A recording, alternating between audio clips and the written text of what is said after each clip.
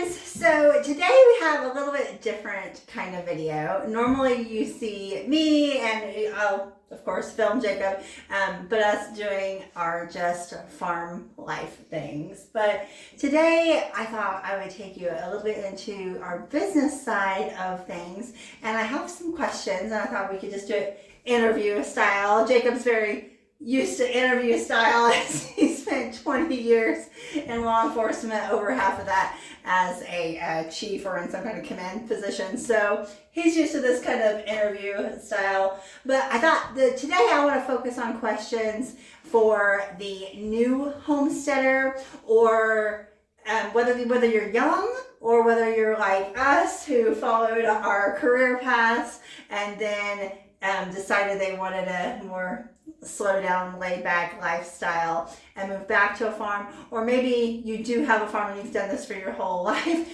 and you just need some new equipment because it doesn't last forever. So with that, I've got a few questions and we'll let you answer. Anything you want to say before we start? We're just ready for the questions.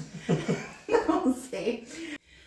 So the first question, what is the first piece of equipment you would recommend a new homesteader purchase? I think a lot of people would think they need like a tractor or a skid steer or something like that. And honestly, the first thing you need is a good set of power tools.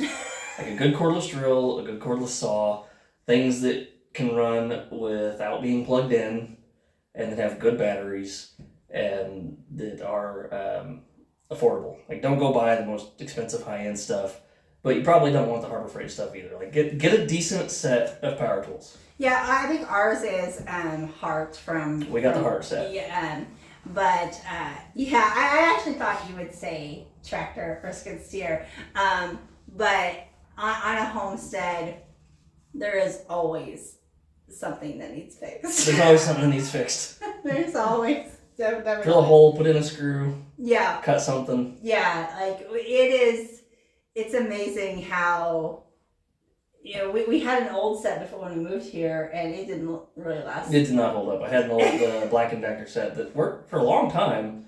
Yeah. But yeah, it didn't hold up to the constant use that it started getting here. Yeah, no.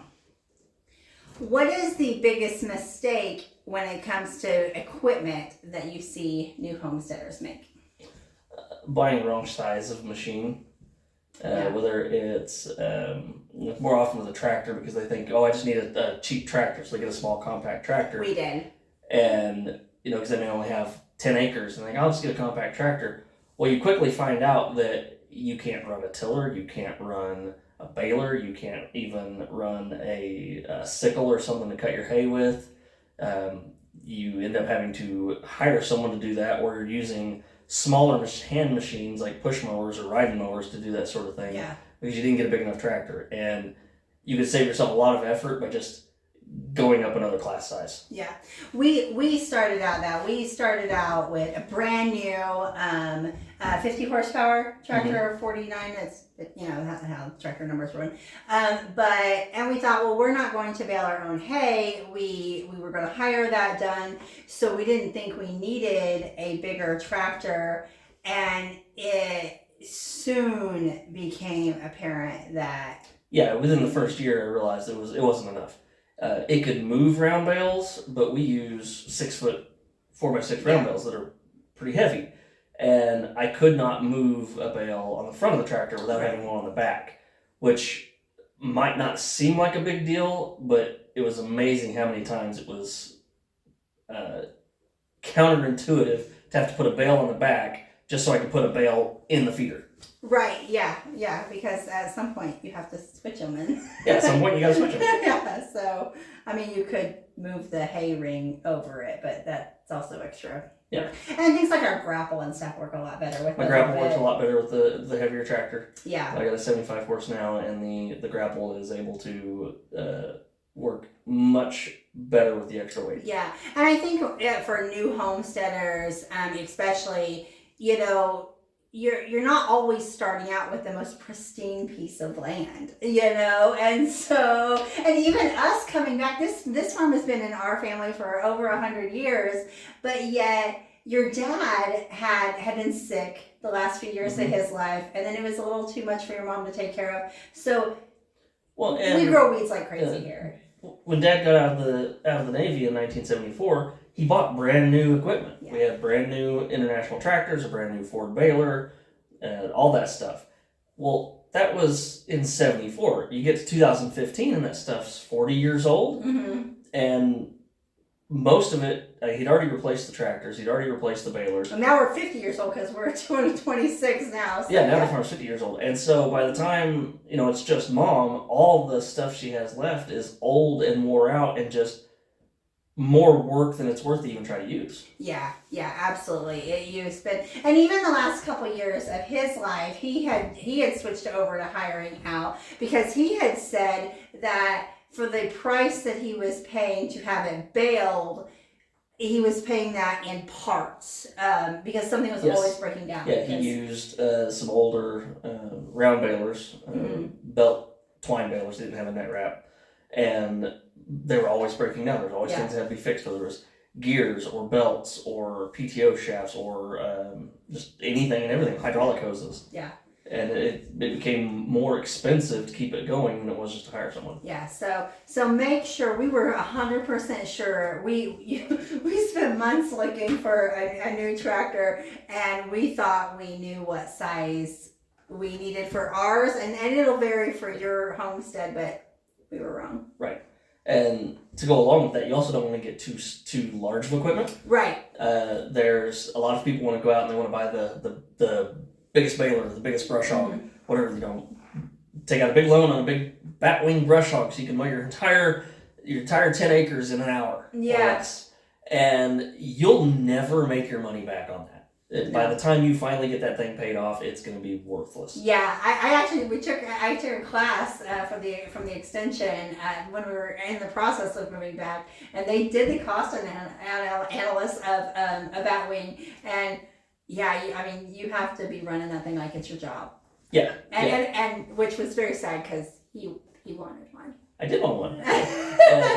So make sure you really consider your finances, what you think the farm's going to bring in, and what size of farm you have versus what you actually need to do with it. Yeah. So the next question, when should you buy quality and when should you save your money and go a little cheaper?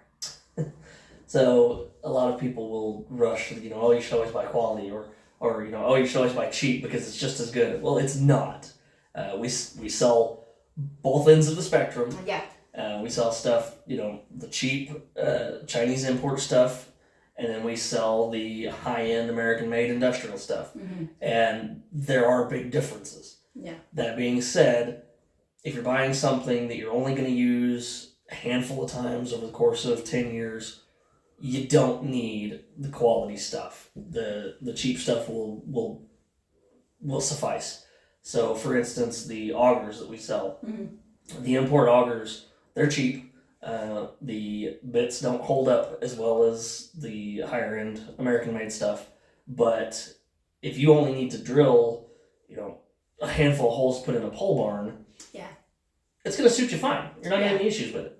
A few corner posts here and there. You don't need to spend 3 times the money on something on a higher end piece of equipment. Yeah, and sometimes those motors are good, and you can just replace the bits. A lot of times the motor will be fine. You get you a better bit that won't wear out as quick. You're good to go for a whole lot cheaper. Yeah, absolutely. And some of the things vary in quality, even amongst the imports versus the American made. Like I know that we sell, of the imports, for example, we sell 3 main brands.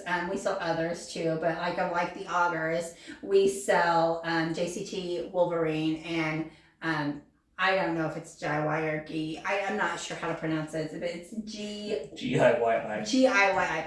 And those are our cheapest augers. Correct. And you can tell. Yeah, you can tell. Yeah, you can tell. But there's a big the DIY difference. is drastically cheaper than everything else, and you can tell. You just even between the imports, picking up one of those bits is significantly lighter than even the next size up import auger. Yeah. And But again, if that's all you need, that's all you need. Right. Don't buy something you don't need. Right. I do think it for in that situation when you're talking about a couple $100, it's better to buy a little bit better. Usually, I recommend people to buy a little bit better. Yeah, I mean the difference is that especially in the imports to the American made, like our best import is like $1,800, $1,600 to $1,800 in that price range, and some of our cheapest American made are pushing 4,000. Yeah. So that's your difference there, and so but our cheapest augers are still like 1,200. So that 12 like the 12 to 1,800 range. Like, maybe you should and it's going to depend a lot on your terrain. If you've got a lot of good soil, the cheaper one is going to do a lot better. If you're in a much more rocky area, you really need to upgrade into it. We're really good at growing rocks here in the Ozarks. Yeah. So, yeah. Okay. Rocks and weeds. Rocks and weeds. We're very good at growing that. That's what we specialize here on our farm. What is the biggest difference in quality you see between the more expensive brands and the cheaper imports? Is it like the motors? Is it the steel? Like what do you see the biggest differences? Quality control. Okay. So the American stuff is always going to be consistent in their quality, and it's always good quality. The steel is always thick. The steel is always made strong. Bits are always going to hold up the same. You get to the Chinese import stuff, and the quality's not there. The steel can vary from one piece of equipment to the next. They could be the exact same model, and the steel quality can be completely different. And that's something you have to watch out for in the import stuff. And there's even some import stuff that we simply stopped carrying because I refuse to sell because the quality isn't even it's not even to a level where I'm comfortable selling it because I don't know from one piece of equipment to the next whether it's even going to hold up. Yeah, well, and we knew that going in, like okay, well, if we purchase these specific imports, then that means a automatic like trip to the hydraulic shop to get fittings that are going to be missing.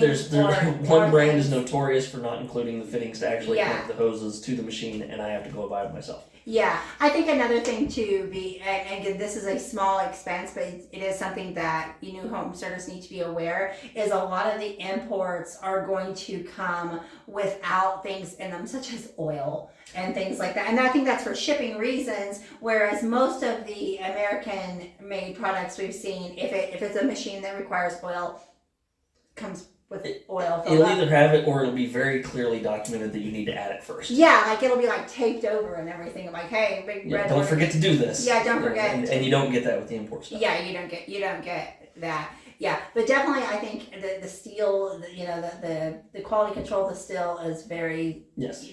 I would prefer to sell everyone absolutely American made. Yeah. It's just that much better built. Mm-hmm. But I also understand people have a budget, and sometimes you just need to get a job done. You need to get a job done, and I think it depends on making sure that this isn't like the next question, but I don't think it is. Either whether or not you buy a product at all is going to depend a lot on your own homestead. Because for us, so the inherited piece of land that we inherited was 40 acres, around about that. Then we purchased an additional 20 some acres in addition to that. And literally every fence post needed replaced. We were looking at 2 miles of fencing that needed to be replaced. And so for us, one of the first things we purchased was a post hole driver. And it's been invaluable. We definitely needed that post. We have used that. But if you're only going to put up like a small chicken run or something, maybe a handheld or a motorized handheld one might be a lot more, or rent one. Yeah. Weigh that cost against how much work it's going to be with a smaller tool versus how much it would cost to actually just hire someone to do it. Oh yeah, that's a good point too, because it would have cost a lot of money. It cost us a lot of money to hire someone to redo all these fences. Yeah. The Dan user post driver I bought was worth the cost because Yeah. it allowed me to do what would have cost me several $1,000s. Yeah, and it has taken a beating. It's taken a beating, and it still works. Yeah. We still use it because we've been here 3 years and we still have fences that Still have fences. need to be replaced. We've got, I think, most of the perimeter, but now we're still working on. Okay, so made in America, is it what we think it is? Not really. You'll have Some are. You'll have some companies that are able to meet the Made in America requirements. You know, they put their fancy little sticker on there that says Made in the USA. And I believe the requirement is 80% or 90% of the product has to be made in America. It's a lot. It's a lot. It's pretty high. And then you'll have a lot of companies that will claim to be made in America, and they're not. They're importing, more than 20% of the product. Sometimes a lot more. And they're not just importing the product, but they're importing major parts of the product. Major parts. Right. And they're getting those parts made overseas in China, and then they come here and they just assemble it here, and then they try to sell it as American made. And it's coming from the exact same ports as the Chinese imports we get. I've seen the shipping manifest. Yeah, that's actually how we learned about this. Is we actually saw some shipping invoices for one of more than one of the companies that we use, and we're like, wait, are these being imported? And again, at least they're assembled here. They are. It is an American company, so there is still that. But the quality is still better, and the quality control will still be better. But as far as I don't want something made in China, well, I hate to break it to you, but you're still supplying Chinese markets. And this has been happening in all different kinds of industries. My mom, I grew up with my mom working in a factory, and one of the factories moved overseas, but the second factory she worked at, one of the jobs was taking off the made in wherever stickers and adding the made in the United States in the USA stickers because they were packaging them there. She worked for a pillow company at that time, and so because they put the plastic around them or something, I don't know. Yeah. The laws are different now, but back then they weren't. Yeah, and, they weren't. Yeah, so companies still do that. They still use the workarounds to be able to market it that way, and some of them really are assembled in America with American steel, American workers, American factories, and some aren't. Yeah. So just be aware of that. And so because we want you to know, because if you're gonna sink 3 times as much in an American made product, we know that you want an American made product, and we know you don't want just something that has a little bit better paint job. Right. Now the other thing to mention though is the American made stuff, even the stuff that comes from overseas. The American made companies always have much better customer service. They'll have better warranty work. Parts are more accessible. So there are, even if it's still not entirely made in America, you're still going to get a better product and a better customer service. That's absolutely true. Yeah, so I don't mean to make this sound like we're dogging on the American made companies. No, because they're still better. Yeah, hands down. Yeah, because when we started this, we wanted to sell a made in America. That was the goal. We're a very patriotic family. You spent 20 years in law enforcement. Your dad and grandpa's your dad and then Gramps and grandpa we're all in the Navy. You had a great grandpa that was a correction officer. We want made in America. We know you want made in America. We just want you to know what that means, and we don't want you to get if and be like, well, I thought I was buying. And that's what it comes down to. Just don't understand this going in, and don't get upset when you learn that if you have to break open one of your machines and suddenly you see a part in there that says made in China.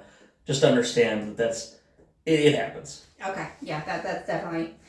So so the next question's a big one. Tractor versus skid steer. Which do you recommend? I grew up on a farm, so maybe I'm just partial to tractors. Sure. I think tractors have much more utility than a skid steer. especially since tractors you can put hoses on the front loader of your tractor and attach a lot of skid steer attachments. You can't run the more powerful ones, but you can run the augers, you can run the grapples, a lot of that same stuff that you can put on skid steers. That's how we do it. We have a skid steer attachment, and it's great. It's great. And then I also have the 3-point on the back where I can run all 3-point implements. You know, hay balers, rakes, brush hogs, tillers, all that stuff on the back. So a tractor has more versatility. That being said, there's a lot of times I wish I had a skid steer. Yeah. And I think it depends on your land too. Depends on your land. You know, we have a pretty big flat-ish, you know, for the Missouri Ozarks farm here. A tractor works really well for us, but your brother's farm is like literally on like a cliffside. It has a beautiful overlook, a river overlook, and it's mostly woods. Yeah, it mostly woods, and he has a tractor and does a lot of work with it. But I do think in his situation, a skid steer. He is strongly considering getting a skid steer. Yeah, and that's definitely a good point. Is it's really terrain dependent. If you have a lot of acreage with pastures where you're going to be doing hay, feeding hay, groundwork as far as tilling or planting, harvesting, that kind of stuff, you need a tractor. If you've got a wooded area where you need to be able to get in tight and maneuver well, you need a skid steer. We've seen a big push, and this isn't even on my list, but of the mini skids and mini X's and the stuff. mini skids. And those, in fact, we've got a couple coming in on a shipment this week for some orders. All right, next question. What attachments, I guess this kind of goes back to a question I had earlier, but what attachments should you buy first? A grapple. A grapple. Yeah. We have used the grapple a lot. The grapple was the first attachment I think I bought for my tractor. No, it wasn't. It wasn't? No. The first attachment you bought was a tiller for me. Oh, that's right. Yeah. So what you should buy first is whatever your wife needs. Like if she wants a big garden, buy it. I'm just kidding. I would still recommend getting a grapple. A grapple is very versatile. If you're going to be doing any sort of land work, removing trees, stumps, boulders, a grapple is going to make that process vastly easier. Yeah. You can do it with a bucket, but it takes a lot of practice to learn how to use a bucket to actually scoop that kind of stuff up and keep it in the bucket without just totally destroying your ground. Yeah, I was actually surprised how easy the grapple was to learn how to use also, because like it looks like it is going to be very difficult. Oh, that's real simple. Yeah. Now there's different kinds of grapples as well. There are different kinds. You know, I guess it just depends on what you... Depends on what you're doing. For general farm work, I would get a skeleton grapple, or one that has the tines on the bottom, the flat bottom bucket grapples. I haven't seen any that I've been real impressed with as far as overall general use. They tend to be much more useful for specific circumstances, whereas a regular grapple has a lot more versatility. Yeah. Well, I mean, I think that a lot of times with the flat bottom grapples, they're good to like scoop out lots and stuff, but you're probably going to use your bucket. And the thing is most of the time, a bucket's going to come standard on whatever machine you're usually going to have a bucket. So it's not that we're saying get a grapple before a bucket. If your machine doesn't come with a bucket, you might want to get the bucket. But most of the time, a bucket's pretty standard. Right. We bought that again. I mentioned earlier that we bought the post hole driver pretty early on. Yeah. That was a really good again, so it's gonna depend on what your needs are. You may also need a post hole driver like we did. And that's worked really well. You may not. You may be like, I'm not going to be drilling or putting in that many, but you may need a tree puller. We sell a lot of tree pullers in this area. The Missouri Ozarks grows weeds that turn into trees like in no time. And so we don't don't grow real nice, big, beautiful trees in no time. We get some gnarly, ugly things. Yeah, we get some We get those lovely locust trees. Yeah, those are fun.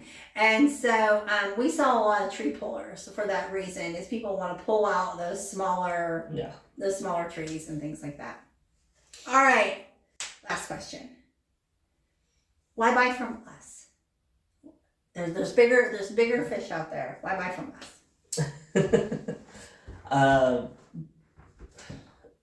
Because we understand your needs. We're in this together. We're a small farm. Yes, it's a 100-year-old farm. The land's been here a while, but we're new to this. I grew up on the farm, but I left it when I turned 18. Yeah, we got married very young. We got married at 18. I came back when I was 40, 41? 41. Yeah, 41. And we had came back, like you had helped through like I've helped seasons off and on but it was never our whole responsibility. So I knew just enough to get me in trouble when I first started. Because I thought I knew things. Yeah. And it turns out I didn't. Yeah. I've learned a lot over the last 3 years. Yeah, and I think a lot of it's different when it's yours. It's different when yours. Yeah. And so when you buy from us, you're supporting a local business and you're supporting a farmer just like you. Yeah, we're we know about the farm because we're living and working and we're learning about it. Yes. We also don't have the high overhead. Don't have any high overhead. Sometimes we can be a price. And I'm going to be completely honest with you. I'm not going to try to sell you something you don't need. Right. And I can't tell you how many times, and I'm sure a lot of you have experienced this, where you go into a tractor store to buy, say you want something like a grapple, and they try to upsell you on the fanciest grapple they have, and all you want is just a simple grapple. Yeah. Not all of them are that way, but a lot of them are. Yeah. And so, that's not going to happen with us. You contact us saying, hey, I need a grapple. I'm going to give you your options, and I'm going to talk with you about what do you really need and how much you really should be spending on it. Yeah, and if you're not sure, we'll make a visit out to your farm. Absolutely, I've done that for people. I've came out and looked at the ground, and because they said, well, I don't know what I need, and so I go out there and I look at the ground and I'm like, this is the one I would recommend. Yeah, or we go out there for a different job or to deliver something, and you're able to walk and say, hey, this is, this is what we would recommend. This is, whether it's a little bit bigger of a thing or whether it's a little bit smaller on the cheaper end. So. All right, well, thank you for joining us for that. I hope to make more of these videos. We're still getting out of winter, and so we're inside in our office here. But hopefully, maybe we could do some videos where we show like the difference in the American-made I would like to do that. products. And I would definitely like to show some differences in what you get. Yeah, especially between the imports and the American-made stuff. Right. Yeah. So anyway, thank you so much for watching this video, for supporting us.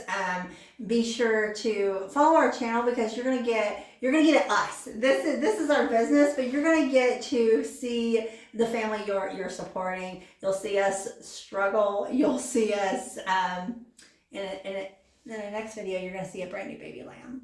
Because that just happened this morning. So excited.